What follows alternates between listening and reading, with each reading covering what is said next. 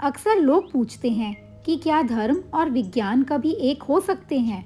सावन का महीना आते ही घर के बड़े बुजुर्ग शाकाहार का नियम पालन करने को कहते हैं। क्या यह सिर्फ एक परंपरा है या इसके पीछे कोई गहरा अर्थ छिपा है? आज हम जानेंगे ऐसे 3 तर्क जो बताते हैं कि सावन में शाकाहार को केवल धर्म ही नहीं बल्कि मन, स्वास्थ्य और प्रकृति से भी क्यों जोड़ा गया है। आइए भक्ति को अंधविश्वास नहीं बल्कि तर्क और विज्ञान की दृष्टि से समझते हैं। मन और चेतना का संबंध। भक्ति का अर्थ सिर्फ मूर्ति के सामने हाथ जोड़ना नहीं बल्कि अपने मन को एकाग्र करना है। हमारे शास्त्रों में सात्विक आहार पर इतना जोर क्यों दिया गया है? क्योंकि जैसा अन्न वैसा मन। विज्ञान की भाषा में कहें तो भोजन का हमारे मानसिक तनाव और एकाग्रता पर सीधा असर पड़ता है। सावन में शिव की भक्ति के लिए मन का शांत और स्थिर होना जरूरी है और शाकाहार हमारे मन को वही स्थिरता प्रदान करता है। लेकिन बात केवल मन की नहीं है, हमारे शरीर पर भी इस ऋतु का गहरा प्रभाव पड़ता है। दूसरा कारण है पाचन तंत्र और ऋतुचर्या।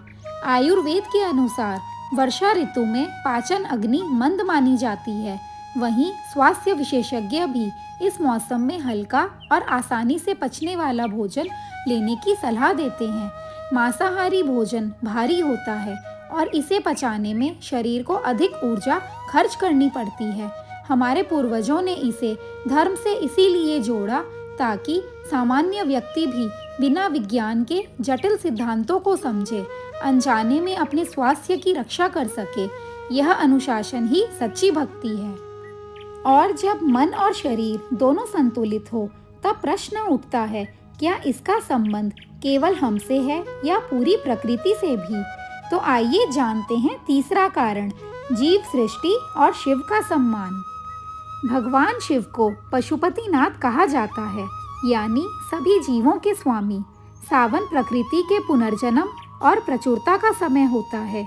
विज्ञान की भाषा में कहें तो वर्षा ऋतु अनेक जीव जंतुओं के प्रजनन और पारिस्थितिक संतुलन के लिए महत्वपूर्ण मानी जाती है। शाकाहार का पालन करके हम प्रकृति के उस संतुलन का सम्मान करते हैं जिसे शिव स्वयं नियंत्रित करते हैं। जीव जंतुओं के प्रति दया दिखाना ही भगवान शिव की सबसे बड़ी सेवा है। तो अगली बार जब कोई आपसे पूछे कि सावन में शाकाहारी क्यों रहना है, तो उन्हें चमत्कार नहीं बल्कि अनुशासन और प्रकृति के प्रति सम्मान का तर्क दें। भक्ति अंधविश्वास नहीं बल्कि स्वयं को और अपने पर्यावरण को शुद्ध रखने का मार्ग है। क्या आप भी सावन के इस अनुशासन को अपनी भक्ति का हिस्सा मानते हैं? कमेंट में हर हर महादेव लिखकर अपनी सहमति जरूर दें और ऐसे ही तार्किक तथ्यों के लिए चैनल भक्ति में डुबकी को सब्सक्राइब जरूर करें।